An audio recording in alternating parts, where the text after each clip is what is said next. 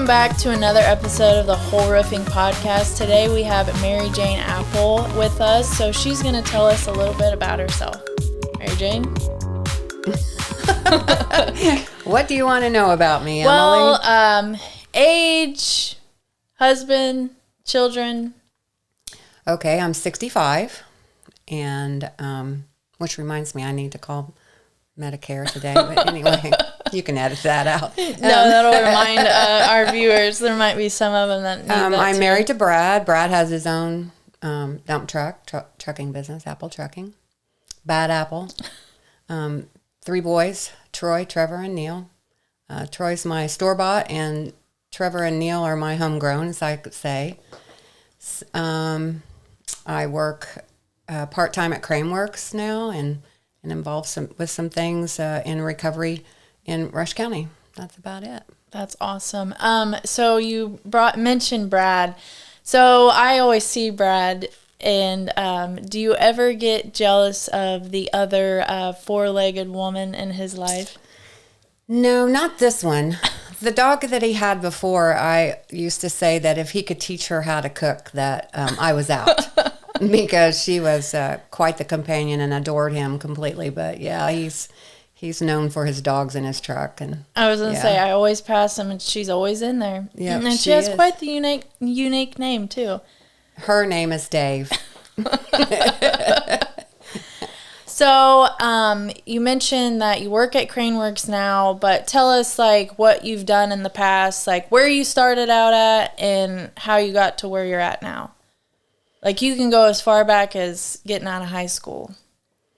So when I was in high school, I actually went to beauty school because at that time you didn't have to have a high school education to get your license to cut hair. So school offered you could work in the afternoon or the morning, and so I took that opportunity and went to school. It wasn't the same as it is now where they have the trade school set up. I just went to school on my own. So actually by the time I graduated high school, I'd already graduated from beauty school, but I had to wait till I turned 18 to take the bars, get licensed. So I actually worked in Waldron illegally for a few months because I didn't turn 18 until July, so I had to take my exams after that. But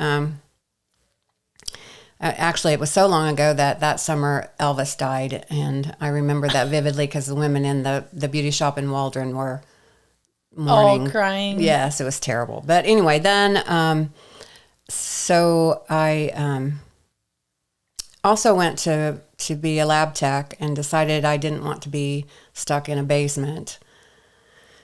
And so Sherry Owens, now that used to be Sherry Crick, we went to school together, and we decided to start our own business, the head mechanic in Rushville, and did that for several years, and then decided to get married and have a family, and moved my business out to my home so I could be both mother and entrepreneur at the same time. So I didn't know that about Sherry. Now, did you do it while the boys were at school, or how was your schedule during that time? So, after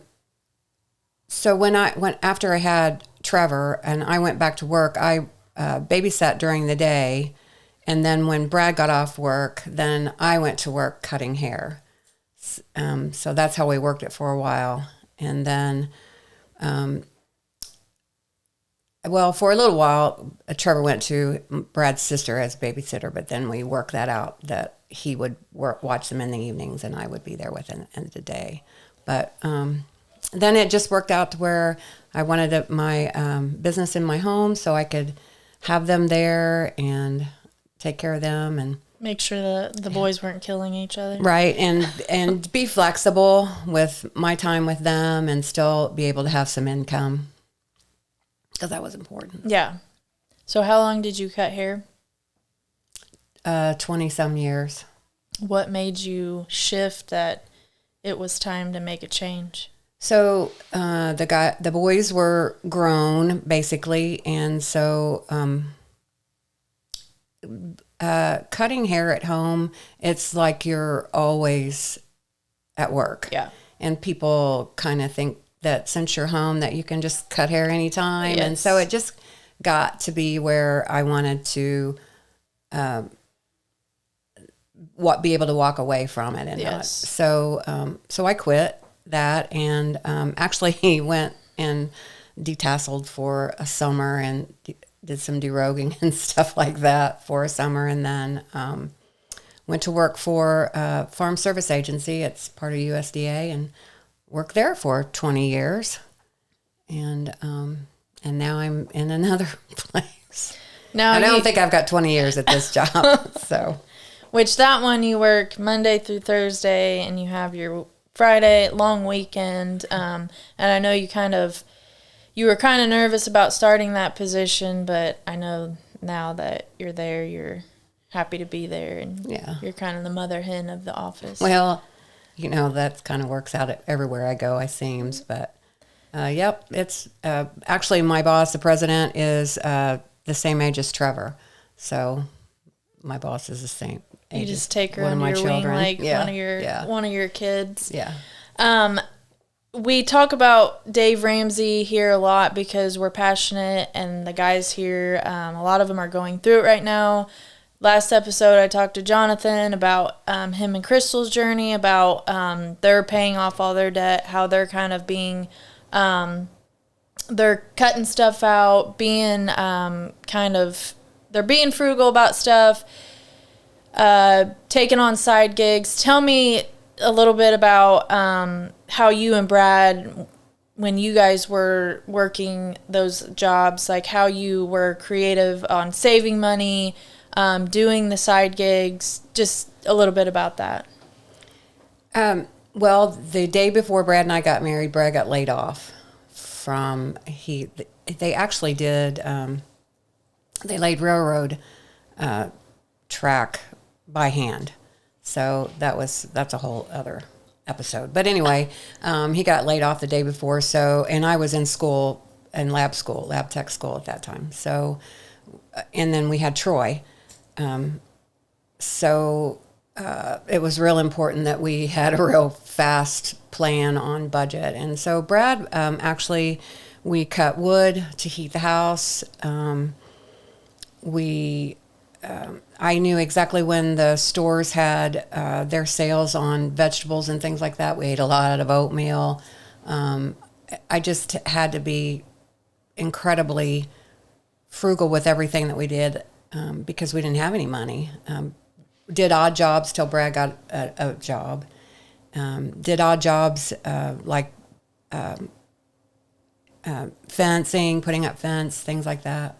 Then when Brad went to work, then I also quit lab school and went and we started our beauty shop then. So that helped a little bit, but that never left me as far as trying to make the best decisions with the little bit amount of money. But it was actually a beautiful lesson because I had to think about every penny because it really mattered on eating and having a house or a roof over your head. So. And so many people now, it's hard, I feel like, with our generation because, and maybe it's the same with yours, you see the shiny things that everybody has, more so of our generation because we're on social media a lot. So it's hard, that comparison game of, oh, they got this, or oh, they just built a new house, or they. So it's really hard to not want those things, even if you can't afford them. So it's just really important to keep that, like, it's not worth it, like, to be in that stress level. You can get it later on, like, pay it off. So that's kind of where I have to ground myself of, like, it's just material items. I don't need it. So what would you say would be the strangest or the most creative way a job that you've ever done to earn money?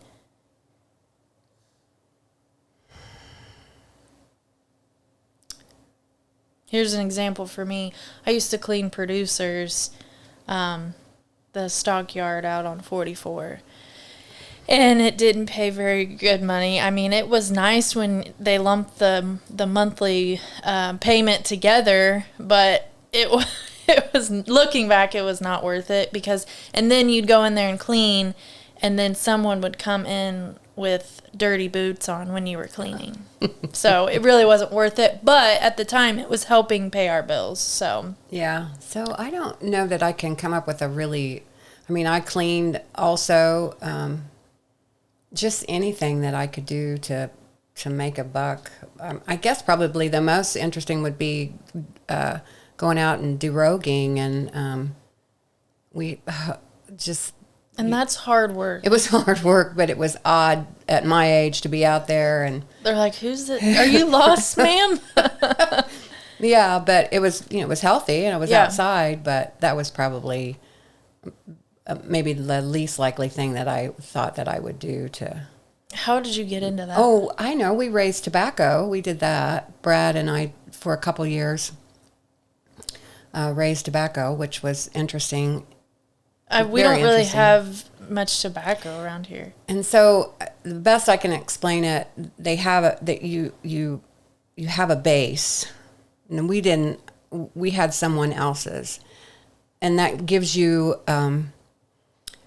The government allows you to plant so many acres of tobacco from that base. Okay. So ours was actually like the furthest north at the time. So there we planted it over at Ralph and Renee Adams. They had some property there, and the boys helped us. I mean, we were out with whatever those things are called. Machetes. That's what they are. You cut them. I mean, everything's manual with raising tobacco. So I don't know anything about tobacco. What's the growing season and like the harvest? What's all that look like? Well, it's just regular growing season, just like any crop.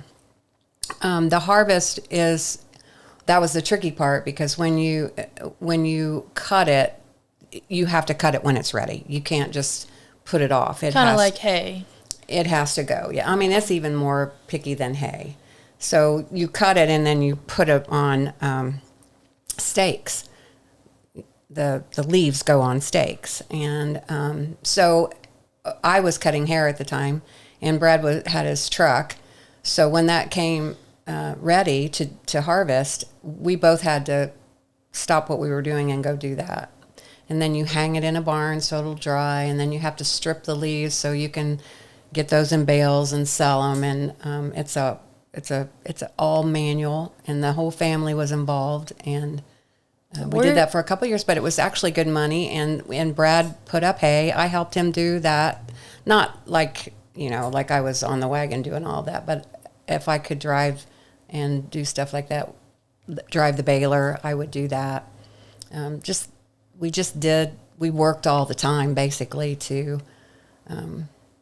get ahead, to get things paid for and raise children, and we didn't want to be in debt. Mm-hmm. So we worked a lot. And in the moment, like, you're working, but it's like you have to do this. But then looking back of all the things you've done, you're like, man, how did we accomplish that? We had kids. Like, how did we get through all of that? So it's like, but it makes you grow as a person, but it also makes you appreciate when you get to a point where you can kind of just take a sigh of relief of like, man, we've come so far. Right. So, but I understand, like, it is. In the middle of all that, we were raising garden and chickens, and which you guys still do. we still do that. And you have your prized goats as well. Brad has his goats, yeah. I love them too, but I don't have any responsibility You with love them. them so, too, Mary yeah. Jayne. You've got them I all just don't work named at and- them. He does, but yeah. Which I really want to. I need to have Bob go over there and spend some time with Brad so I could get some goats again. We've got some that you can come over and... Well, after this episode, we're going to go to Mary Jayne's and get some... Well, we got the livestock trailer hooked up, so we're going to go get some. All right, that sounds good. So we have been on many adventures together. So we took a mission trip to Haiti. We did. So that in itself, whenever we're talking about like getting to where we are now, like we're thankful. I remember what my thoughts were when we landed in Port-au-Prince, but like what was your experience when we first got there? So I think the it was overwhelming and shocking. I don't think you can prepare yourself for third world until you actually see it. So I think to this day, I'm still processing some of the sensory things that I experienced there. I remember, which I was 7 months pregnant with Red, and I remember us landing, and it's just chaos everywhere anyways. They're trying to get your bags. They want, and we were like, who do we talk to? No one. Which one do we trust? Yeah. But I remember getting in the what they call a tap, which is a crappy Suzuki truck that has a gas leak that's you're gonna pass out, and then it has the little camper shell in the back of it. But I remember thinking, all right, I want to go home now.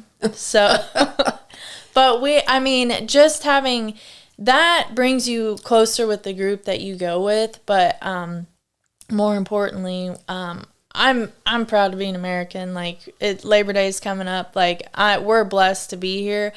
But when you go to a third world country and experience that, and then you get the opportunity to come back home. I remember when we got back, I was like running water,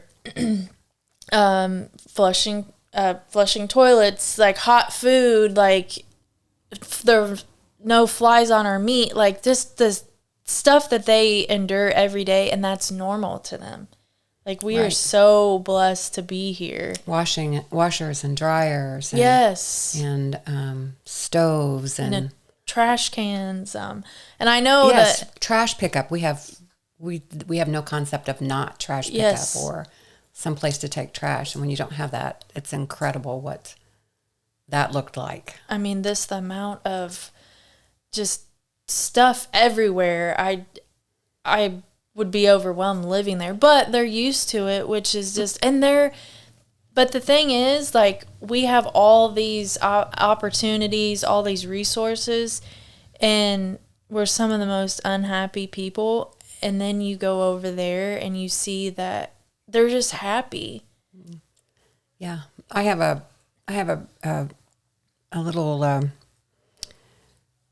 yarn. It's not yarn, but anyways, something like that bracelet that was made by women in, I'm not sure where, Africa or Haiti and I put it on often on days where I think about maybe I just don't want to go to work or I'm not maybe as grateful as I should be. And I think about how those women had to work and have to work. They have to build a fire to cook on the street, to sell their food, just to live in a, if they're really fortunate, a concrete dirt floor, carry your water everywhere. And I wear that occasionally to remind myself how princess-like our lives are here compared to, and that doesn't mean we don't have daily troubles.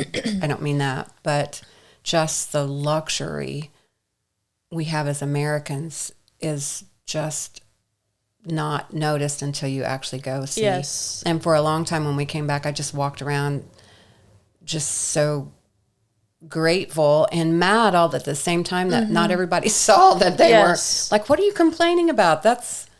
And I think that honestly that should be like a requirement or something. Like not go to Mexico and go to an all-inclusive resort. No, go and help these people in these countries and see, and then come back here, and then I guarantee your tune will change when you see all that. I was also grateful then. I came to be grateful that our American dollar did help. Yes. And we took that and paid for the workers and were able to leave money for schools and orphanages and things like that. So I was grateful that we had that ability to do that. But what they gave us was far more beneficial than what I appreciated about it was we worked alongside of them. So we built that camaraderie. We weren't just there doing stuff for them. No, that we were helping them, giving them a job for a week, and then getting to know them a little bit. And the crazy thing is, Who was the buddy of Dave's? He went the first time and was buddies with this kid, and then he came back the second time, and the kid found him, right? I don't remember that. Yeah, I think maybe Jess told me. But there was a kid that, and it's just, how in the world, but they remember that, you know, who we are and the impact that we made on them, which, Oh, yeah, that's right. Yeah. And how this word of mouth, like, hey, I mean, they probably see a lot of people down there helping and working, like, of all people, which Dave is pretty unforgettable. Yeah, that's true. But I think people need to know that when we worked alongside of them, we took down a building with sledgehammers and wheelbarrows. And it wasn't somebody came in with a skid steer or an excavator or anything like that. We did that all by hand with them. Yes. We couldn't have done it without them. And may I say that I got to learn you and how tough you are by being that pregnant in that heat, doing all of that work right beside us. Yeah, hats off. We were all quite in awe of you out there doing that. Which I know that the Haitians, they were very like, they didn't want me doing anything. I'm like, nope, I'm here to help. Like, I didn't come over here just to sit around. And you did not. So it was a pretty cool experience that we had. So, so that leads me into my next question. I always ask, what do you love most about being in Rush County? Or what are things that you love about Rush County? I think that I honestly, for me, it's not convenient. You know, being a small town. I mean, I just can't hop over and get. There's not a Meijer. Right. So we won't go So into the there Walmart has to be thing. a reason why you stay, and for me, it's the people, friendships that I have that are here. You know, in where I live, my neighbors, honestly, they're the best. They're just wonderful, good people. I just have, with the exception of moving out and living in Indianapolis for a while when I was single, I've lived here always, and it's home. I see a community when something is tragic, people come together. And like in the farming community, if a farmer gets sick, I mean, that their fields are full of other farmers coming in and helping with harvest or planting, and I think that's the general attitude in Rush County and small communities, that they come and help. We are all neighbors, we're all friends, and doesn't mean we all agree, but when you need somebody, they're here. So I think that's probably what I would say is my thing that I'm most proud of about Rush County. And they're doing so much, especially downtown, like in Rushville. They're just making it, so many little shops are popping up. So it's nice to see that the growth that's coming from that. And I think in general, like Indiana, but Rushville, Rush County, we had a lady come. She grew up, she's our website designer, and she was here filming some videos the other day, and she grew up in Massachusetts, and now she lives in Florida, but she was like, everyone is so nice here. She's like, I was driving, and someone let me pull out. Like, they waved me on and let me pull out in front of them. She's like, that would never happen where I grew up. And I was like, little things like that we don't think about.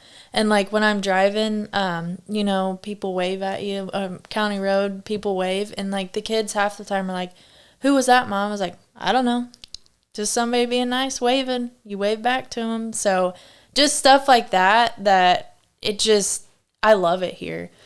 I don't want to ever, we lived in Tennessee for a while, but Indiana's home. Like, I love it here. But there are a lot of people still here that are generations, so that's solid.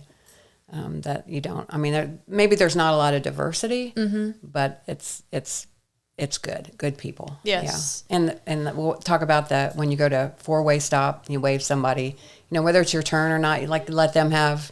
And then half the time you're like, no, I said go. And then you're like, and then finally someone makes a decision to go. But I mean, that's what it's all about. Like, I know some people like the city, but I could never. I don't mind visiting, but I sure like to go back to the country when I'm done. Yeah. I go to Indy every once in a while, and the traffic, I'm ready to get back here. Yeah. Tell me something maybe something that people don't know about you, or something that you're passionate about other than the goats, or. I don't know that I'm passionate about the goats. I mean, I know that you love to host people, you love to cook. Has that always been something you've enjoyed to do, or have you just learned how to do it over the years? Because we make the best of friends, because I do not like cooking. You love to cook, so I receive the gift. Actually, I think that it's more I like to feed people. I do love chopping and making the food, but I think if I ran out of people to feed, I don't know that it would be as enjoyable. But I love to feed people. I don't know what that is in me, but I do. If I could do that every day, that would make me a very happy person, just to be able to chop up some food and serve you healthy, because that is important to me. What you put in your body is, and that doesn't mean I make all the best decisions for what I put in my body, because that's not true. But I am aware of what's good for someone to eat, and I like to do that. That's good for my soul.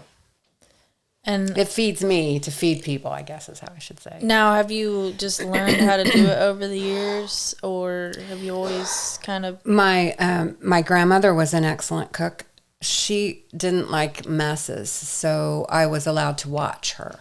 I mean, my grandmother she would go out and kill the chicken and pluck it, clean it, and then fry it for lunch. I mean, I grew up helping her do that. I can still smell those smells of her burning the feathers off of the tail feathers, the pin feathers, I think is what they call them, burning those off, and different things that she did.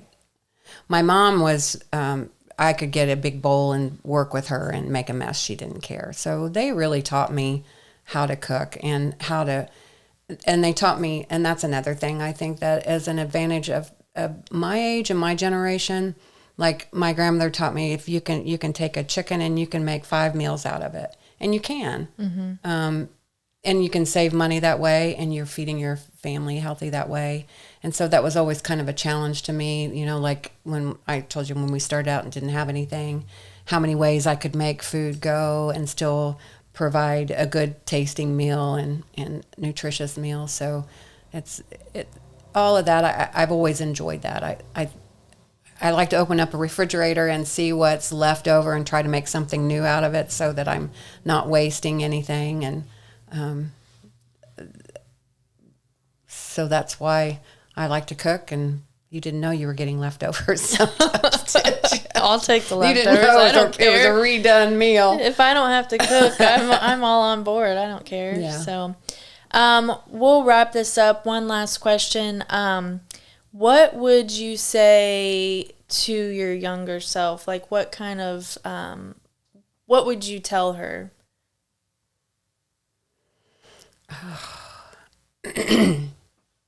Mine would be, don't be an idiot.